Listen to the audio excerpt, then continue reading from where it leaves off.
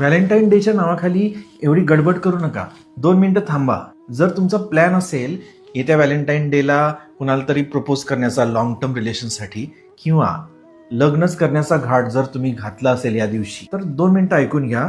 न्यूमरोलॉजीच्या दृष्टिकोनात भले 14 फेब्रुवारी हा जगभर प्रेमाचा उत्सव म्हणून साजरा केला जात असला तरी 14 ही तारीख तिच्यावर बुध ग्रहाचा प्रभाव आहे. त्यामुळे या दिवशी सुरू केलेली गोष्ट हिला पुरेशी स्थिरता मिळेल असं काही नाही. तसंच 14 हा एक कार्मिक ऋणाचा नंबर आहे. त्यामुळं स्वातंत्र्याचा गैरवापर होऊ शकतो किंवा बेजबाबदार वर्तन, जेणेकरून त्या जोडप्याचं वैवाहिक आयुष्य संकटात येऊ शकतं.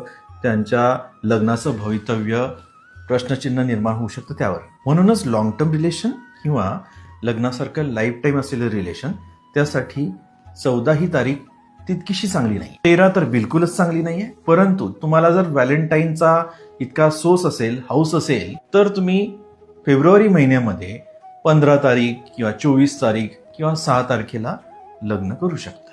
राहिला शेवटचा मुद्दा जेन्झीसाठी. तुमच्याकडे प्रेमाचे बरेच प्रकार आहेत.